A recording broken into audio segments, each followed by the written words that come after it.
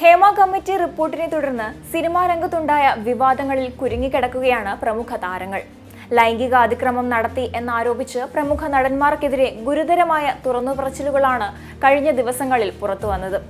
ഇതിൽ നടൻ ജയസൂര്യക്കെതിരെ ഉയർന്ന ആരോപണങ്ങൾ കേട്ടപ്പോൾ ആരാധകരടക്കം ഏവരും ഞെട്ടിയിരുന്നു. സിനിമയിലെത്തിയ കാലം മുതൽ പ്രേക്ഷകരുടെ മനസ്സിൽ വലിയ സ്ഥാനം നേടിയെടുത്ത നടനാണ് ജയസൂര്യ. എന്നാൽ തന്റെ പേരിൽ ഉയർന്നത് വ്യാജ ആരോപണങ്ങളാണെന്ന് പറയുകയാണ് ജയസൂര്യ. പീഡന ആരോപണങ്ങൾക്ക് ശേഷം ആദ്യമായിട്ടാണ് നടൻ പ്രതികരണവുമായി എത്തിയത്. ഇന്ന് തന്റെ ജന്മദിനമാണ്. സന്തോഷമുള്ള ദിവസം ഏറ്റവും ദുഃഖപൂർണമാക്കിയതിനും അതിൽ പങ്കാളിയായവർക്കും നന്ദിയുണ്ടെന്നും ഫേസ്ബുക്കിലൂടെ പങ്കുവച്ച കുറിപ്പിൽ ജയസൂര്യ പറയുന്നു. അദ്ദേഹത്തിന്റെ കുറിപ്പ് ഇങ്ങനെയാണ്: ഇന്ന് എന്റെ ജന്മദിനം.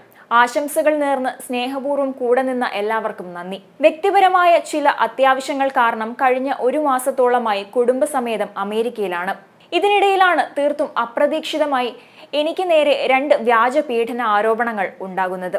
സ്വാഭാവികമായും മറ്റേതൊരു വ്യക്തിയെയും പോലെ എന്നെയും അത് തകർത്തു. എൻ്റെ കുടുംബാംഗങ്ങളെ അഗാധമായ ദുഃഖത്തിലാഴ്ത്തി. എന്നെ ചേർത്ത് നിർത്തിയ ഓരോരുത്തർക്കും അത് വല്ലാത്തൊരു മുറിവായി, വേദനയായി. മരവിപ്പുകൾക്ക് ഒടുവിൽ ഞാൻ നിയമവിദഗ്ധരുമായി കൂടിയാലോചനകൾ നടത്തി.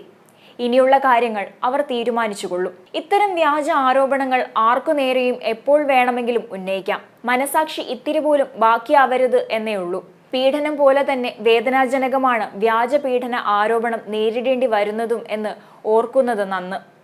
സത്യം ചെരുപ്പ് ധരിക്കുമ്പോഴേക്കും നുണ ലോകസഞ്ചാരം പൂർത്തിയാക്കും എന്നാണല്ലോ. എങ്കിലും അന്തിമ വിജയം സത്യത്തിനായിരിക്കും എന്ന് സുനിശ്ചിതമാണ്. ഇവിടുത്തെ ജോലികൾ കഴിഞ്ഞ ഉടൻ ഞാൻ തിരിച്ചെത്തും. നിരപരാധിത്വം തെളിയാനുള്ള നിയമ പോരാട്ടം തുടരും. നമ്മുടെ നീതിന്യായ വ്യവസ്ഥയിൽ ഞാൻ പൂർണ്ണമായും വിശ്വസിക്കുന്നു.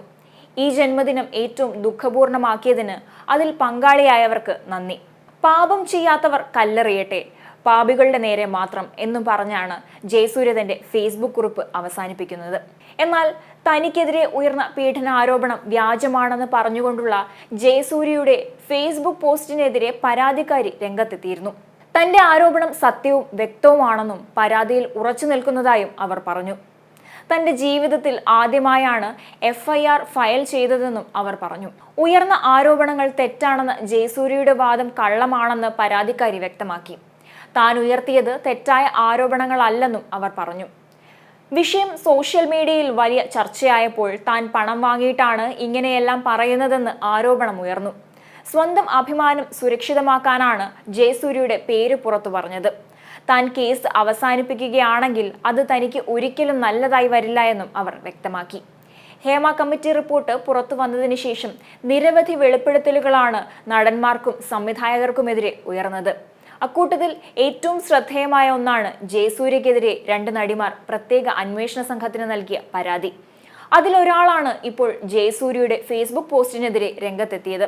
2008, 2013 വർഷങ്ങളിൽ സിനിമാ സെറ്റിൽ വെച്ച് 2 നടിമാരോട് മോശമായി പെരുമാറിയെന്ന ആരോപണങ്ങളിൽ 2 കേസുകളാണ് ജയസൂര്യക്കെതിരെയുള്ളത്. 2008 ബാലചന്ദ്ര മേനോൻ സംവിധാനം ചെയ്ത ചിത്രത്തിന്റെ സെക്രട്ടേറിയറ്റിലെ സെറ്റിൽ വെച്ച് ജയസൂര്യ കടന്നുപിടിച്ചതായാണ് ഒരു നടിയുടെ ആരോപണം.